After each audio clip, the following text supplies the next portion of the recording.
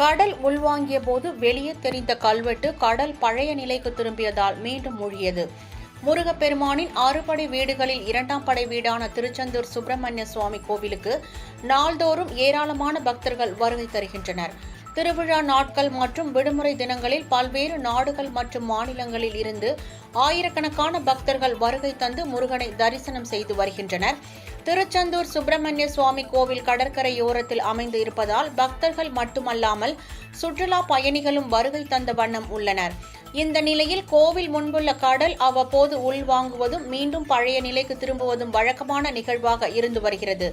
கடல் உள்வாங்கும் சமயங்களில் கடலுக்குள் கிடக்கும் சிலைகள் மற்றும் கல்வெட்டுகள் வெளியே தெரியும். கடந்த 6 மாத காலத்தில் சத்திய தீர்த்தம், முனி தீர்த்தம், மாதர் தீர்த்தம், பிதா தீர்த்தம் என பல்வேறு கல்வெட்டுகள் கண்டுபிடிக்கப்பட்டன. இதேபோல் அண்மையில் கடல் உள்வாங்கிய போது பச்சை பாசி படிந்த பாறைகள் அருகே மற்றொரு கல்வெட்டு காணப்பட்டது. அந்த கல்வெட்டில் கந்தமாதன தீர்த்தம் என குறிப்பிடப்பட்டுள்ளது.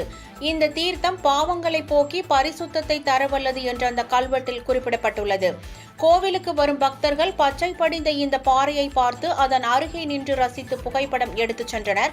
இந்த நிலையில் கடந்த சில தினங்களாக உள்வாங்கி காணப்பட்ட கடல் இன்று மீண்டும் பழைய நிலைக்கு திரும்பியது. இதனால் கடலுக்குள் அந்த கல்வெட்டு மீண்டும் மூழ்கியதால் பக்தர்கள் ஏமாற்றமடைந்தனர்.